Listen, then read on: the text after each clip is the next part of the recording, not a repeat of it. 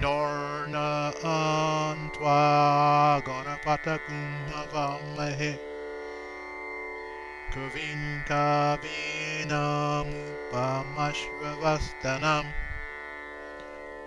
Jastarajam Brahmanaspita Aneshrinvanuttabhisida Saranam Om Sri Mahaganapataye Namaha Shri Guru Pyo Namaha Harihi Om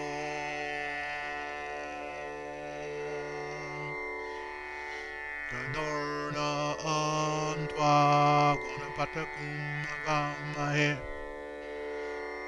Kavin Kavinam Upamasravastanam Yastarajam Brahmanaspita Aneshrinvanuttabhisida Saranam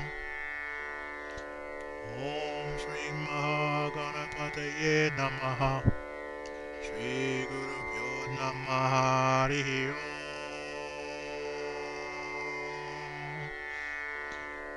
Ganorna Antva Ganapatakum Avamahe Kavin Kavinam Upamashravastanam Jastarajam Brahmanaspita Aneshrinvanuttabhisida Saranam Om Sri Mahaganapataye Namaha Shri Guru Pyo Namaha Harihi Om Om Shanti Shanti Shanti. Here we are, just who we are. Chances are we'll be the stars, as Earth, Wind, and Fire once said.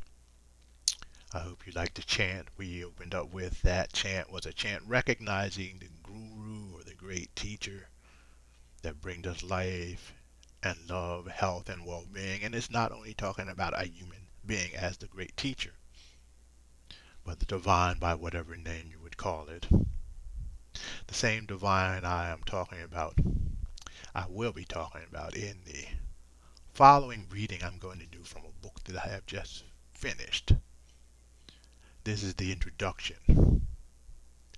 The title of the book is The Gathering of the Chosen. Sit back and enjoy, and if you like it, you can go to our donations page and you can get a copy of it. If you like what you're hearing also, you can hit the bell so you'll be notified when we put something new up.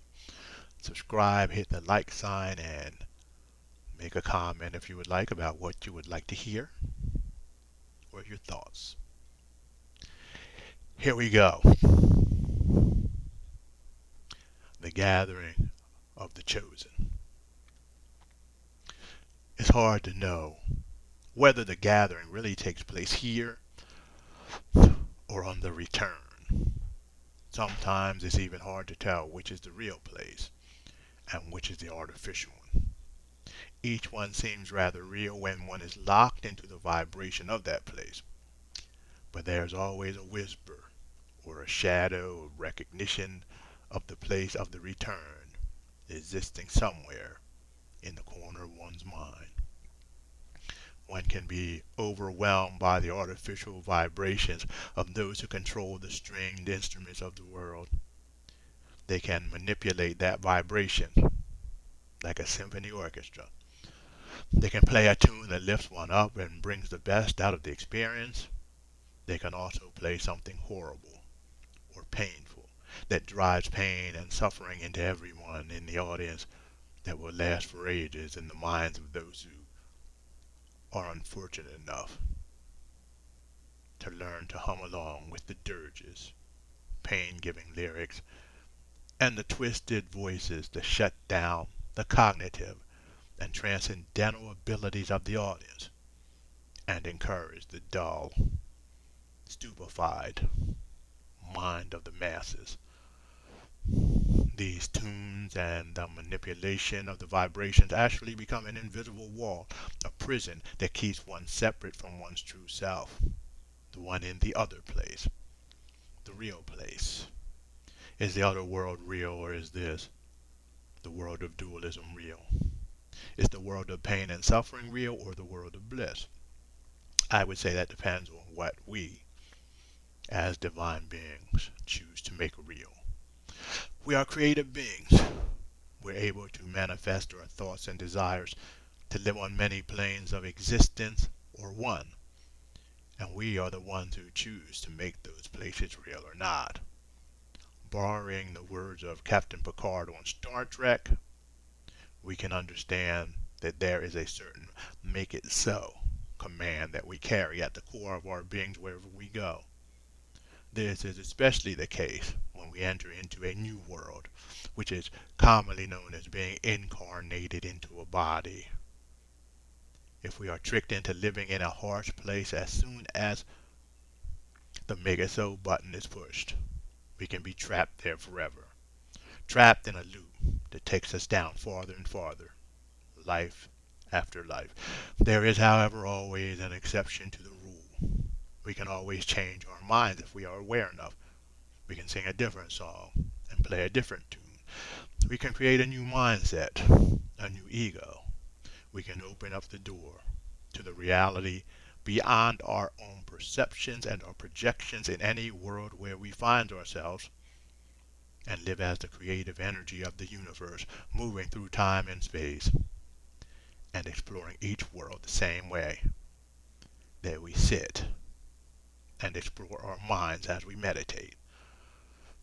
When we meditate, we sit. We observe our thoughts, our feelings, the things around us as much as possible, but all at the same time until the senses are overwhelmed and there's nothing but a silence that is actually an emptiness that is full of everything in the universe. We observe without being attached. It's the same with life. We enter into the new world as divine beings and explore them fully, not attaching to anything, but observing.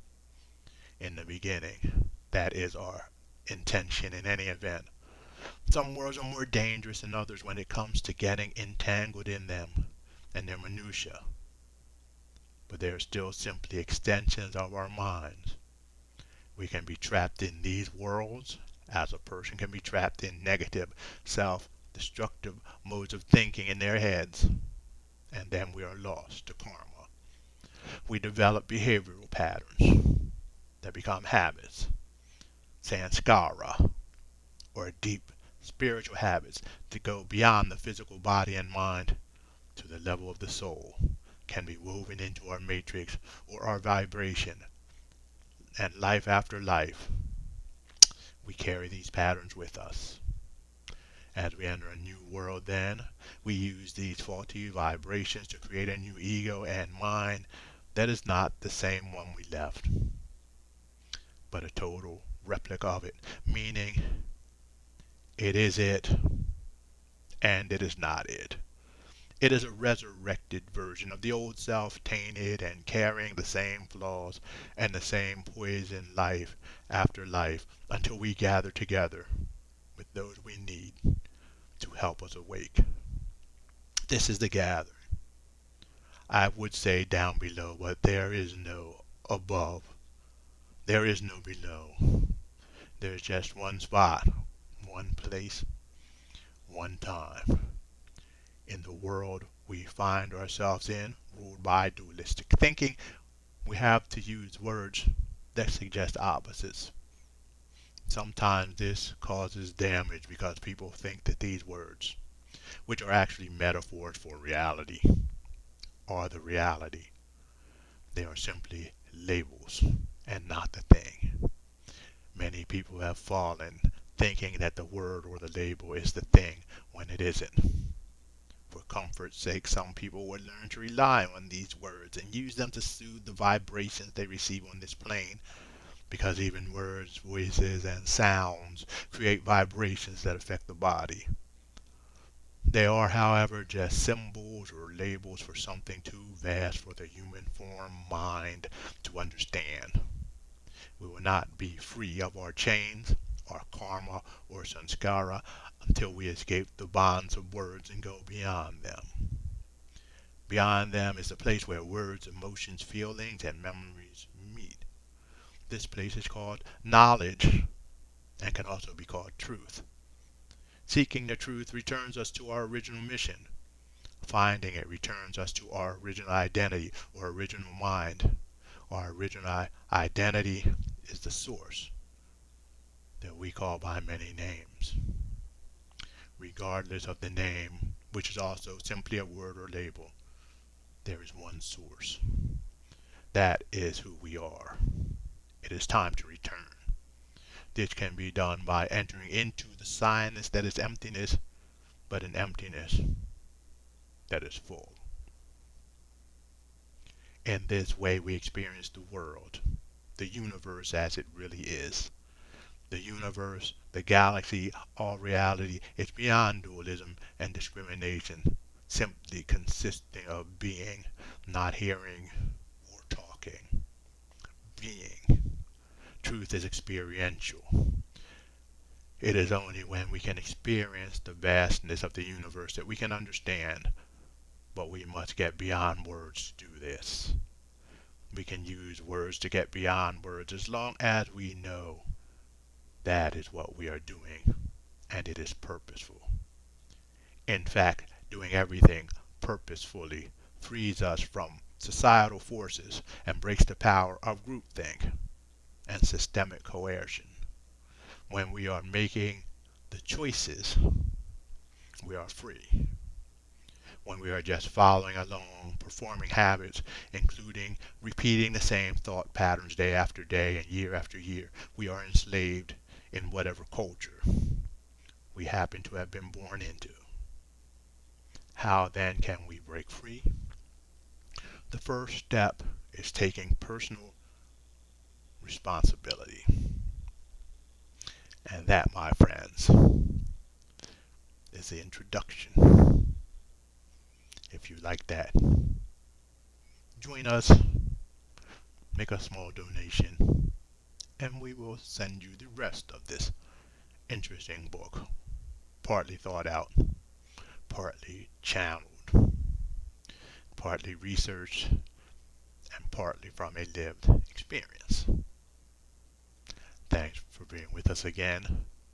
You can find a lot more information about where our website is and what we're doing, and if you cruise around it, you can find some of the other things that we're doing at the Diana Sarah Holistic Health. Thank you very much. Namaste, everyone.